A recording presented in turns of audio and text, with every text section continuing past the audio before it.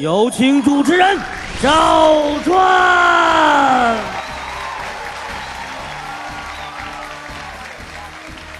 谢谢大家，欢迎电视机前的观众朋友走进暴龙眼镜爱情保卫战。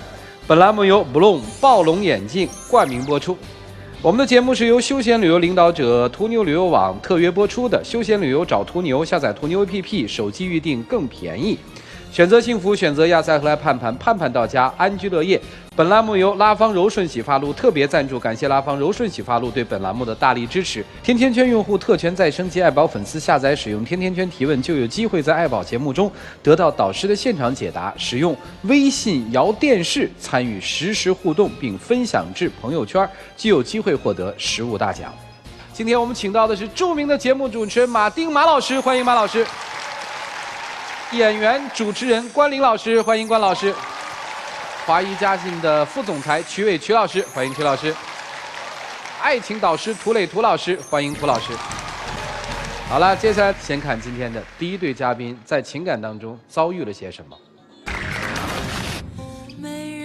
我跟他结婚这几年，真是大风大浪，什么都经历过了，跟演电视剧似的。我们家经济条件不好，幸亏有他，我才能结婚。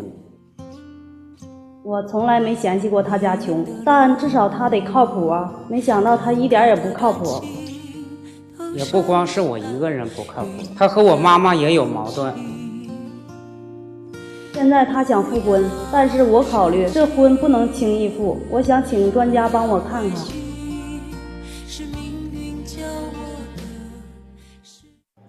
想说复婚不容易，那么是什么原因导致曾经的夫妻分开？又是什么原因使他们想再一次的走到一起呢？让我们掌声请出这一对，来，掌声有请。男嘉宾小刘，39岁，来自黑龙江，是一名工人；女嘉宾小李，36岁，同样来自黑龙江，是一名保险业务员。来，有请两位，有请，欢迎两位。愿意把箱子里的秘密公开吗？愿意。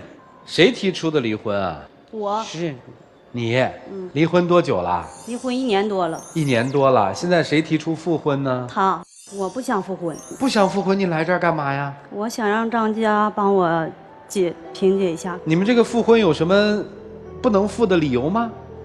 我们之间矛盾太多了啊！从什么时候开始说呢？从我们俩开始认识处对象的时候就开始了。怎么了？我俩刚处对象的时候，他家就非常困难。我俩是在厂子上班认识的。那时候他追我的时候，我把他带到家里，我父母就嫌他身体单薄，而且家庭条件又不好。我爸妈说的，他还是农村的，将来以后成了家，不能总在外边漂泊打工，得回到家里去种地吧。他那身体将来要种地，没有体格根本不行，所以你跟着他将来得遭罪。所以我爸妈不同意。那时候我硬跟着他了，结婚才要了3万块钱彩礼，他都拿不出来，实在没有，说拿1万也行吧，给我拿1万块钱，他去张罗钱去，张罗结婚，最后就整了8000块钱，实在是太少了。完了我一生气，在他家一天早上洗完头，离着车站得有2、3里地啊，我走到车站，给我冻的耳朵水凉的大泡，就剩耳根子活动了，差点把耳朵没给我冻丢了。我走到车站完，然后回家我姐问我为啥回来了呢？说定日子了吗？我也没吱声。然后我姐给他打电话，说的怎么回事啊？完了他说啥呢？差2000块钱他就不结婚。我大姐说的，处这么多年了，不能因为2000块钱就不结婚。说你来吧，上我这儿来，我给你拿2000块钱，你们结婚吧。是我姐给拿的钱，我们结的婚。这就是说明我大姨子是看我这个人行啊，我对你好啊，是对我好。结婚3天这矛盾就出来了，结婚3天老婆婆就要改嫁。完我说妈，因为啥呀？好像说这儿媳妇刚进门对你咋地了的似的。完老太太说啥呢？因为家里饥荒，说该人家6000块钱，这钱要不给人家的情况下，就得我去跟人过日子去。这没招了，我把钱拿出来给还饥荒。这就说明你孝心吗？这所以说我也是为了你，为了这个家，我也是我孝心。行，我认了，我认做。然后结婚刚不长时间就怀孕了，怀孕之后这一发现他家积婚可多了，那时候积婚就达到快3万多了，那么多积婚要孩子不跟遭罪吗？我就不想要这孩子，所以我就买了瓶药吃了，我寻把孩子打下去得了。你吃什么药啊？打胎药。不过这孩子命挺大的，没有打下去。实在打不下去没招，我就得为这孩子负责任。我寻思我就跟他干吧。那时候我带孩子8个多月，跟他上地去扒苞米去。生完孩子开始科2打工，跟他拼搏，先把饥荒还上。还完饥荒，我寻思孩子大了，等到上学的时候，不能让他在农村上学，要给孩子创造一个良好的学习环境嘛。我寻思好好干完，然后在市里争取买个房子。我们家里有19亩多地，其中有他大哥6亩半，他和我妈一家6亩半，一共19亩半地。我和孩子连地都没有，就这点地。完了，他大哥是单身一个人。完，我寻思等那个地一堆在一起卖了，就当帮我们了。然后我跟我大哥商量，我说那地你先给我们卖3年，卖了之后我们先在市里交个首付，买个房，将来孩子在市里能好好上学呀。完，我大哥说啥不帮我们？就因为这个，我们总是吵。我是那平常自己能力，人家乐帮就帮你，不乐帮你，非得说我去那个跟他打下去闹去啊。那帮你是人情，不帮你是本分。哥兄弟不就是这么回事吗？那后来你们住进城里了吗？住进去了，那不是挺好吗？那还有呢，再说了，因为这个地还有老太太和我妹妹都特别偏向我大哥。那时候那个地吧，寻思这没卖3年，没用他帮，我也把房买了，行了。完，然后又到嫁个3年了，我寻思把地再卖了，说谁卖地谁养活老太太。我寻思我大哥没有家，就得我俩照顾老太太。我寻思把地卖了之后，把家里农村的是土房，那土房还平顶的，直漏土，直漏，一下雨就漏。我寻思把地卖完3年吧，能够把房盖换上的。完了，我卖给他妹妹，他妹妹家包地种啊，不能卖给别人，才200块钱1亩。我说你先给我拿2年的钱，就够整房盖了吧？你们等于是把土地出租是吧？对。那不叫卖地，那叫出租。你看。对。这听了半天。2年的钱，我说你先给拿2年的，完了先答应了，同意拿2年的。不知道回家过了几天咋想的，没跟我说，直接跟他说了，不买了，没有钱了，他跟我削。完了我俩就回市里了，没在家等着卖地。完了，我回市里，他大哥在家卖地了。他大哥说要买车，卖地也把地卖给他妹妹了。卖3年了，他妹妹也把钱拿出来了，一堆3年的钱都拿出来。这跟你们夫妻俩这个没有什么关系啊。这不都因为家里的琐事吗？他关键我一提他就不听啊，我一说他家里他就不乐意，就跟我干仗啊。后来完了，然后那个老太太又有病了，有病不是谁卖地谁管老太太吗？我大哥给地卖了吗？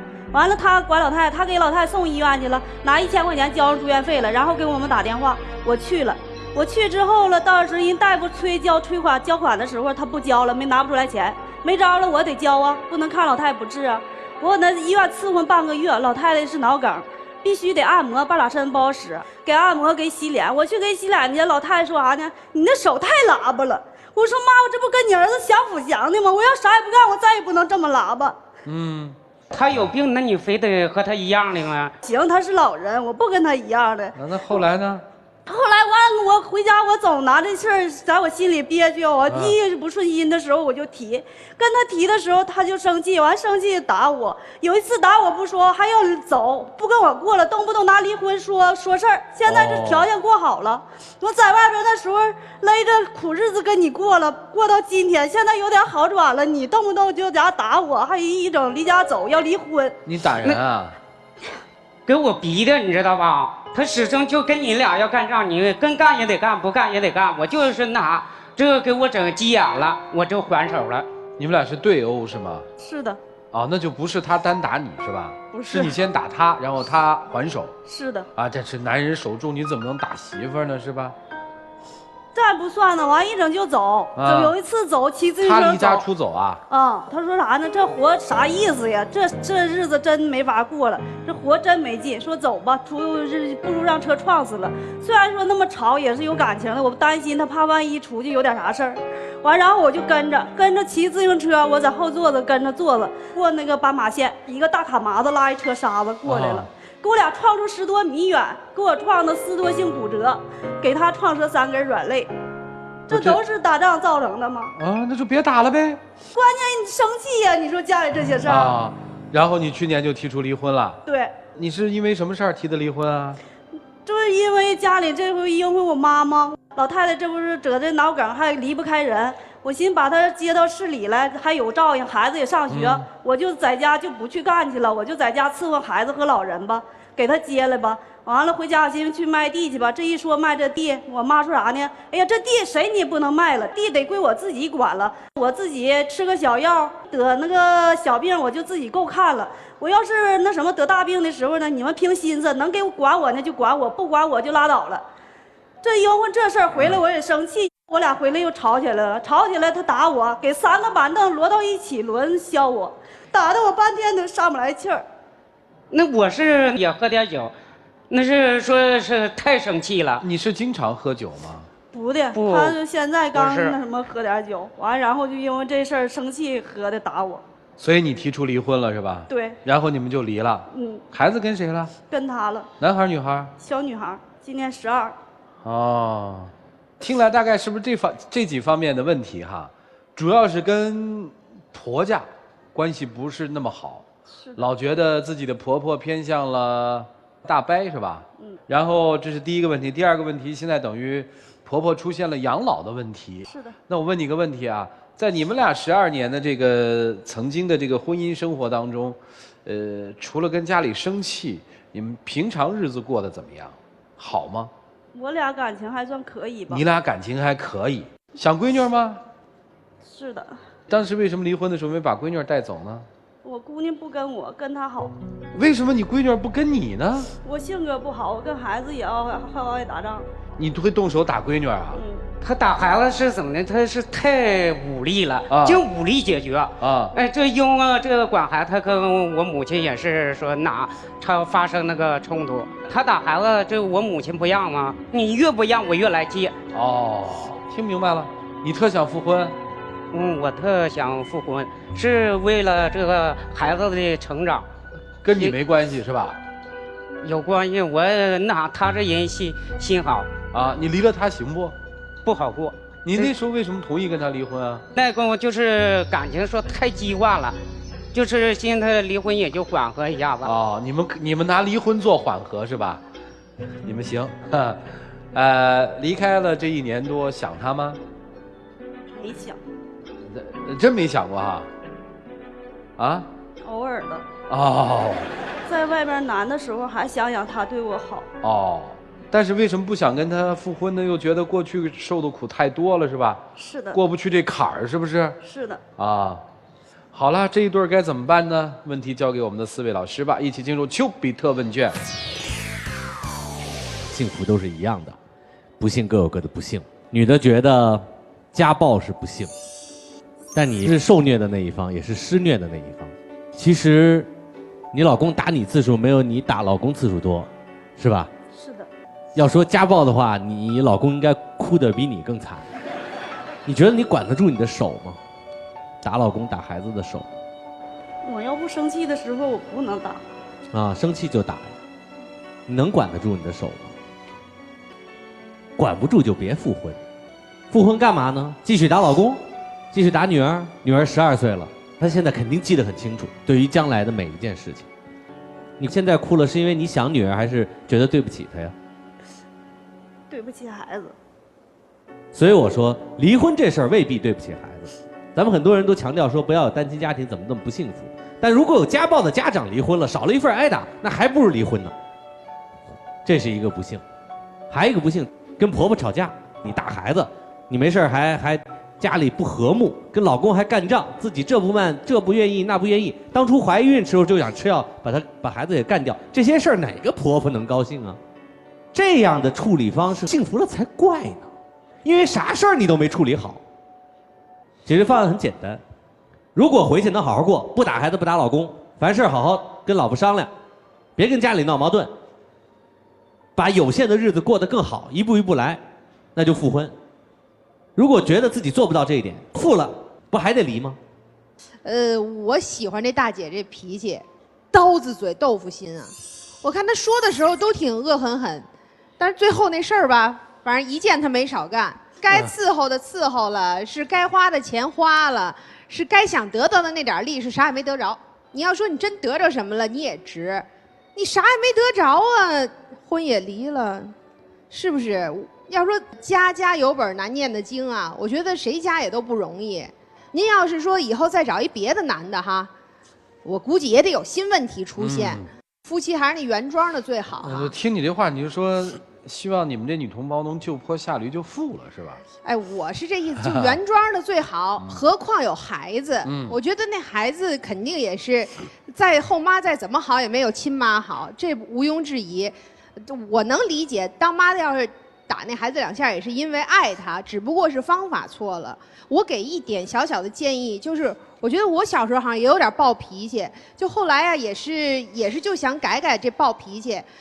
就是你想骂或者想打、想出手或者想发火这一刹那，稍微等5下，你都不用多等，就数1、2、3、4、5，你这个情绪一下子就能有这样一个缓冲。大哥，你抄凳子的时候你也想一下，有时候就会觉得也不至于那么大气儿，2口子能有多大气儿？所以我是挺看好您2位的。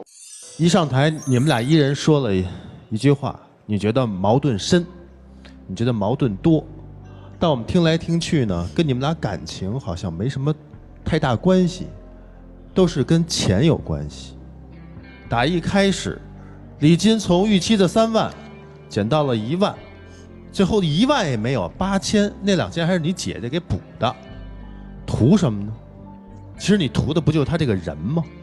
是的。身体不好，你还是愿意跟他；挣钱也不多，你还是愿意跟他。为什么？为的不就是那份情吗？是。你们感情有问题吗？没有。他心思扑在哪儿了？的确都为了这个家。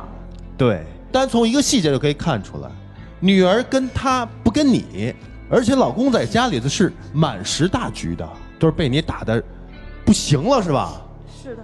才敢还手，有孩子，结婚12年了，这是多么深的感情。你们离婚了，你现在又其实还是没招没落的，对不对？否则你嘴上说我不想来，不想复婚，那你今天来了，其实你这个心思也是大家都可以看出来了。你前夫现在也是心里一直有你，你们现在复婚的契机是非常大，只要摆正好自己的心态，不要动不动就用手去解决问题，多用嘴，多跟他聊聊天，多想想你们好的事情，对方做过什么令你感动的事儿。你这个家庭是有多么的重要，好吧？我希望你们俩和好，就这样。谢谢徐老师。一个是善良的女人，一个是老实而本分的男人。为什么这么一对朴素的夫妻，这日子就会过成这个样子？为什么这么一对与人为善、孝敬老人的夫妻，却得不到家人的理解和支持？可能这个问题女方一直在想。我对人不错呀，我对老太太也不错呀。我们一对夫妻一直是与人为善的，为什么会导致到现在这个样子？为什么？女方一定在想这个问题。我觉得女方的答案应该是：人善被人欺吧，马善被人骑吧，恨自己的男人没有用吧。女方是不是这样想的？是的。对，但是我告诉你，说你们善良，你们也善良；说你们不善良，也不善良。你们对外人确实很善良，你们对对方却一点都不善良，说打就打，说骂就骂。所以问题就在这儿，你们窝里横，你们不一致对外，你们就把那些心思，把那些狠劲儿花在对方身上，这是你们最大的一个问题。我们虽然说人善被人欺，马善被人骑，但这是一种极端的说法。另外还有一种说法叫做人善人欺天不欺，人恶人怕天不怕，善恶到头终有报，只争来早与来迟。其实真正一个人的忍耐是一个人的强大之处。你们俩错就错在可怜之人必有可恨之处。你把外边的那些事儿撇开，正儿八经过自己的日子，因为你们心里很明白，对方都很好，对这个家庭也很好，对自己也很好，但为什么要为了外界的那些不相干或者是那些不善良的人对你们的误解，而导致你们本身内部家庭的纷争呢？恰恰是外面的那些人的从中作梗，或者是一些某些情绪，你们才要更加很好的团结在一块儿，而不能受他们的影响。关键是自己的日子自己过，因为我们明明知道男人是老实的男人，女人是善良的女人，干嘛要把那点狠劲来伤害彼此对方呢？他的妈妈也好，他那个妹妹也好，他的那个哥哥也好，由他们一边去。你就好好的疼她，是吧？自己过好自己的日子就可以了。怎么可以把手伸向她和伸向自己的女儿呢？你不只是窝里反吗？正好让人笑话吗？所以我觉得是笃定的过自己的日子，抓住自己可以有的幸福。12年的婚姻，一个孩子，说句实在的，再加上女生又那么善良，男生又那么朴实，你们仨要是在一块儿好好过日子，其他的人会羡慕死的，好吗？不要做亲者痛仇者快的事儿，倒让别人看了笑话，把日子好好的过得红火起来，让他们看，好吗？哎，就这样。想什么呢？想以前做的的确是太不对了，咋不对呀？不应该打他，真的不应该把所有压力都施加到他身上。啊，嗨，这个哥哥到现在没娶吧？没有，对啊，老光棍啊，当妈的肯定偏袒啊。为啥妈妈没拉饥荒，给大儿子娶个媳妇儿，给老儿子娶个媳妇儿啊？欠人家的不？所以就是这么一个老妈妈呀。为什么呀？想清楚，别跟生活较劲儿，把内心最真实的话，轻柔的跟你媳妇儿说说啊。好，我们一起进入柔顺拉芳黄金60秒。A. 求助现场观众 ；B. 倾听第三方的声音 ；C. 再次的向爱情导师进行提问。你的选择是？向爱情导师求助。来，涂老师。我的说法很简单，作为夫妻，把自己真正的善良和温柔留给自己的爱人。外人能够理解，你是幸运的；外人不能够理解，你也未必是不幸运的。把自己的日子过好是最重要的，抓紧时间复婚吧。就这样。来，两位，谢谢老师，请交换箱子。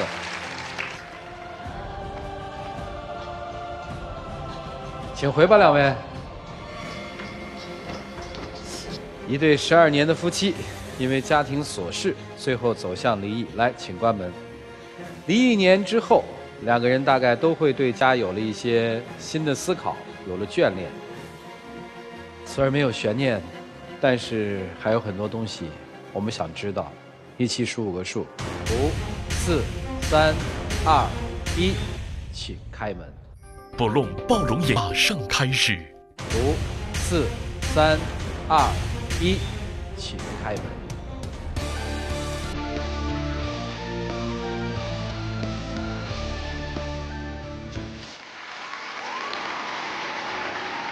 抱一下，抱一下，抱，使劲抱。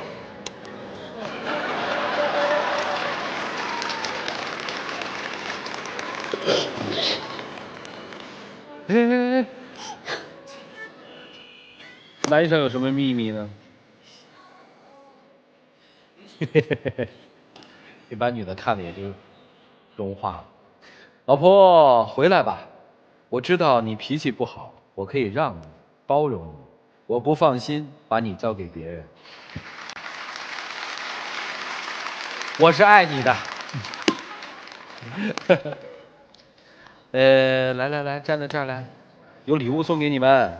现场成功牵手的嘉宾将会获得由暴龙眼镜提供的情侣太阳镜，成功复合的情侣还将获得由休闲旅游领导者途牛旅游网提供的500到3000不等的旅游代金券。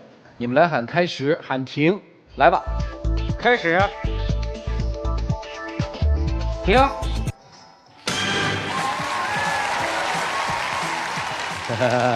接下来有请我们的小花童，选择幸福，选择亚赛河来盼盼，盼盼到家，安居乐业。谢谢小朋友。接下来让我们一起来见证这个属于他们自己的浪漫而幸福的时刻。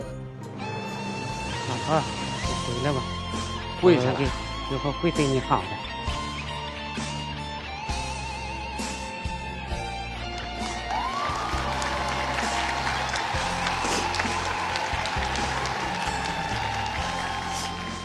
抱的时候幸福吗？幸福。以后再想打的时候就抱抱啊，行吗？行。来，两位请回。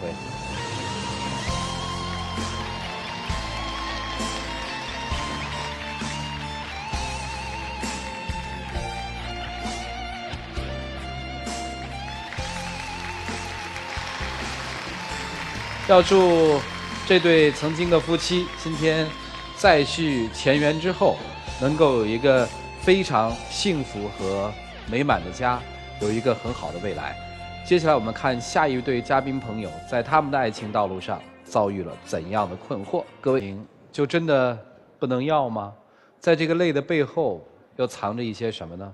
让我们掌声请出这一对，来，掌声有请。男嘉宾小张25岁，来自辽宁，是一名中介；女嘉宾小尹24岁，来自辽宁，是一名礼仪模特。来，有请两位。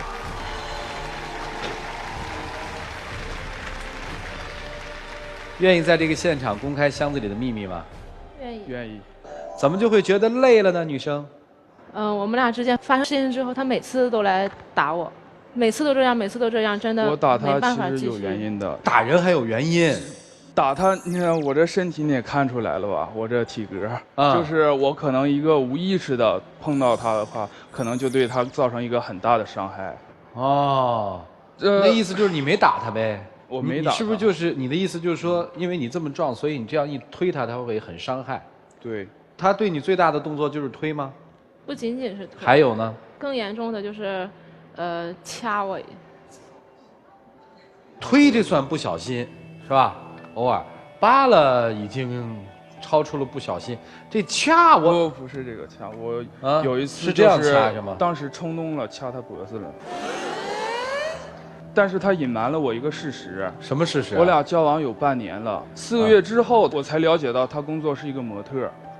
模特怎么了？在我这个想法里边，我这个想法比较传统啊，我就感觉模特这个工作，对于我和我的家人以及我身边的朋友都无法接受。我干模特这个行业，我本分也没做对不起你的事儿。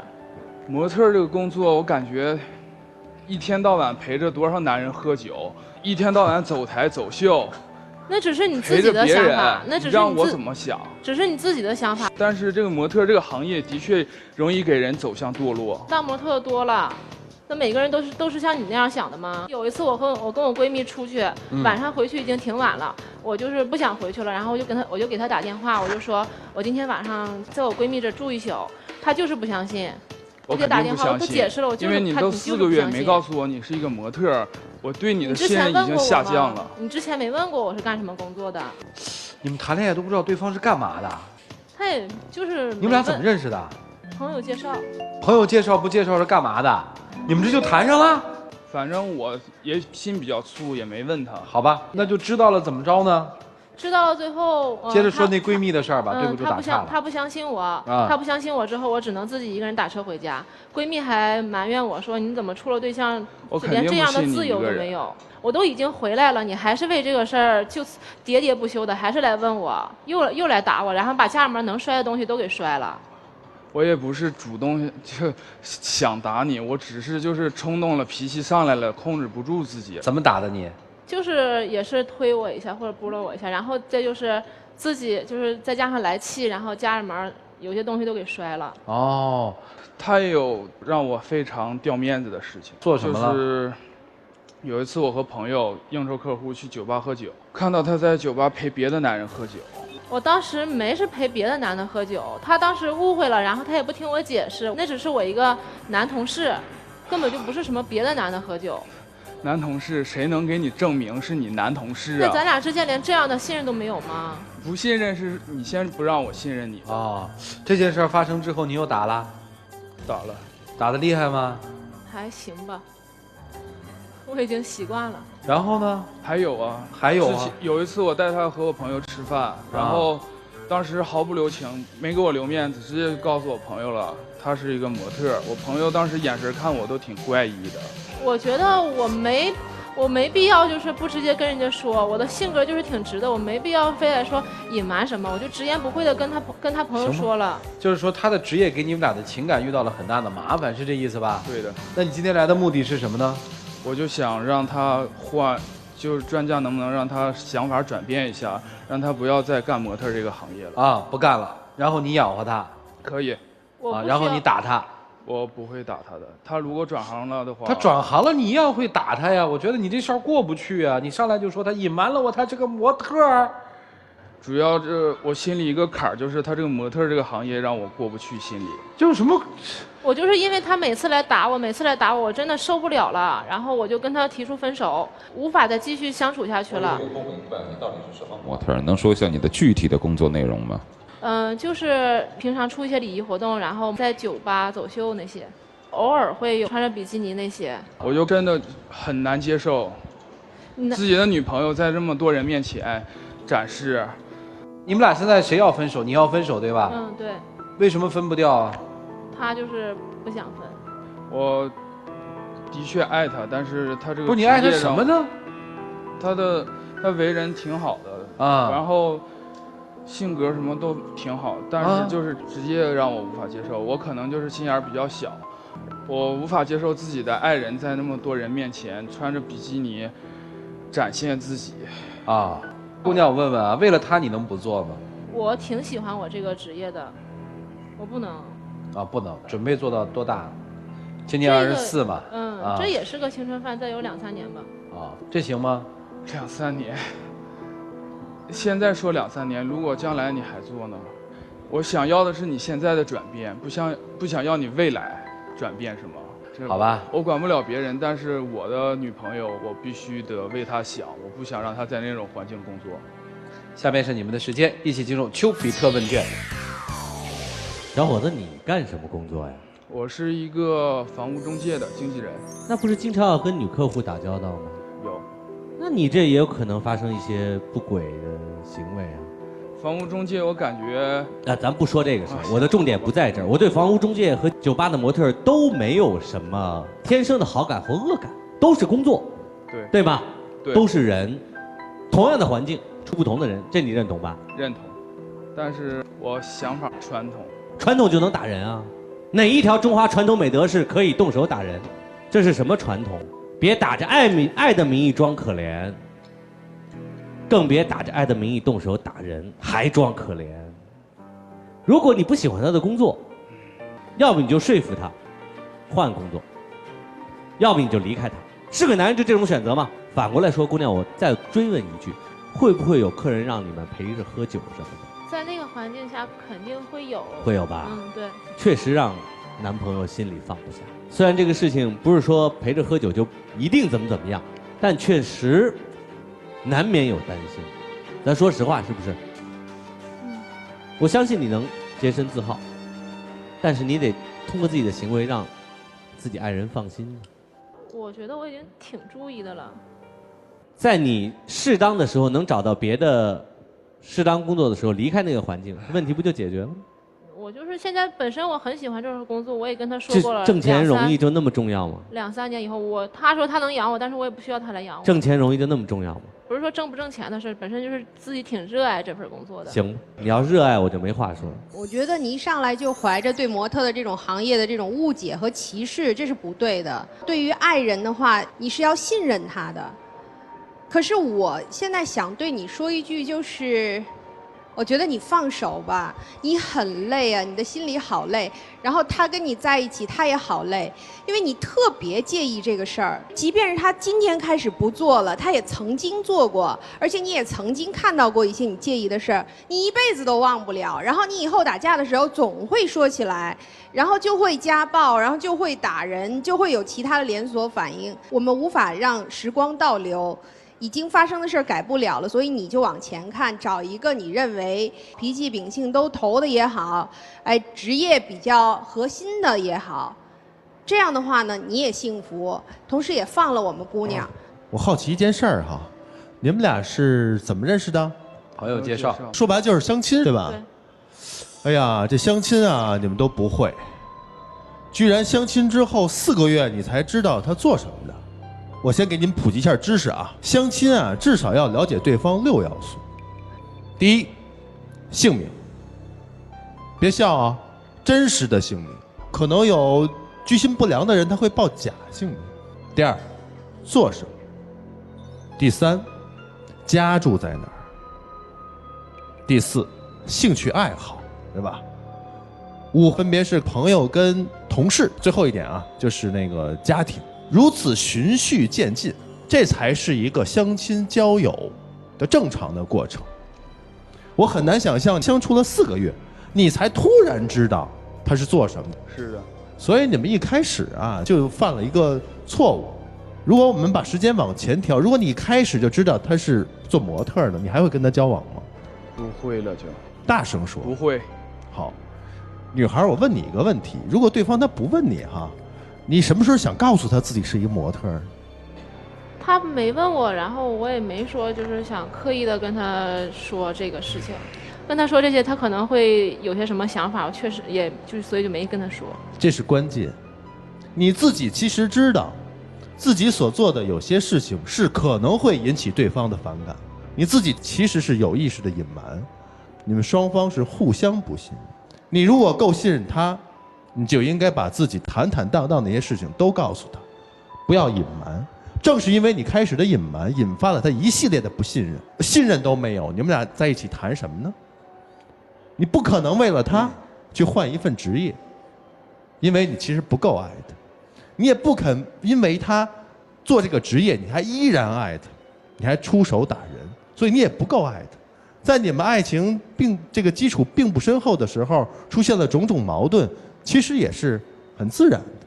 究其根本就在于一开始想去交友、恋爱的时候，根本就对对方一无所知，只是看到对方有一个外表，只是看到那些肤浅的东西。所以，既然没有一个好的开始，又有这么多的问题，何必要继续？问一下男生，可以啊。如果他不是在酒吧里面走秀，他是那种正常的 T 台上走秀，哪怕是穿这种比基尼，你可以接受吗？这种我可以可以接受。那我问一下，你之所以介意他在酒吧里面走秀，是因为你介意酒吧里面的那些人是吗？对。那你为什么要去酒吧呢？有时候陪一些客户，就是不得不应酬他们，去陪他们喝酒干什么的。啊，明白了。我个人对于在一些充满酒精的场合穿着过于暴露的服装，我觉得挺危险的，这是我的个人看法。但其实我的看法不重要，关键是你们自己的看法。其实在我看来，女方自己对于自己的这份职业，似乎也有一点点介意，否则的话你不会不告诉她。但其实今天真正的问题不在这里，我们想大部分的问题在男生身上，那就是虚伪。我刚才问你，我说你会去酒吧吗？你说你跟客户在那儿，也就是说平时你在那儿你也看表演，只不过是那个时候 T 台上的人不是你的女朋友，所以说我认为你的行为极其的虚伪。往往有的时候，不管是任何一个工作场合，任何一个工作角色，往往干这个事情本身的人可能内心没什么，但是周围议论、讨论或者看他的人心里却有了什么，所以把这样内心的妄思的揣测和想象强加到对方。道德这个东西用于律己的时候好过一切法律，用于律他时坏过一切私刑，而你没有这样的权利对别人动用私刑，用暴力的方式去动用私刑就更加错误。所以我对你们的问题非常明确，女生，如果你真的热爱自己的职业，保护好自己，大胆的去做。如果将来再找男朋友，你可以非常光明正大的告诉他，我就是一个在酒吧里面走秀的模特。否则的话，你如果自己都介意，别人就会更介意。而对于男方，如果你不喜欢，就不要去再折腾别人。同时不要自己好像站在道德的高地，把自己先淘换淘换吧。我非常坚持的意见是你们分手，就这样。就这样还纠缠吗？还瓜葛吗？认识半年，打打闹闹，来，一起进入柔顺拉芳黄金60秒。小茹，我来到这个节目就是想让你和我重归于好。我经过专家们的对我的说教吧，反正我想法有了一点改变，我可以等你1年，如果1年之后你还不换，我们俩就分手。我也跟你说过我喜欢这个行业，刚刚也说了，我能做2、3年，所以我不可能说为了你，如果你要是我继续从事这个行业，你如果要是还是继续这样对待我的话，我真的无法跟你在一起。你就不可以为了我就是最多就1年，就1年。我都说了两三年，时间太长了。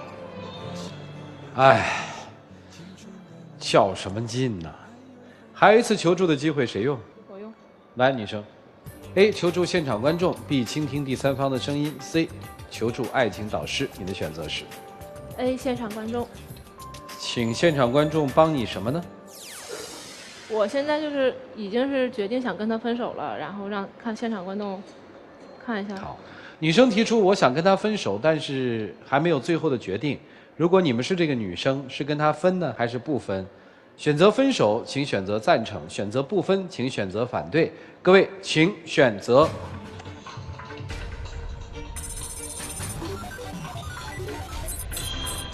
现场有81.25%的这个观众说，如果他们是你，他会分。我们听听大家为什么这么想。我觉得选择还是分手吧。为什么呀？因为太纠结了。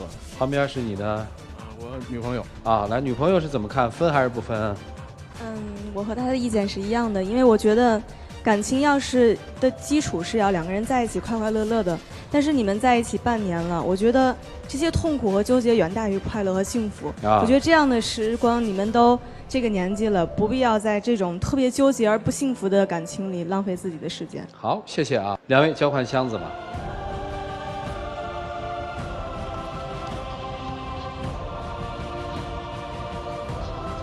谢谢两位，请回。请关门。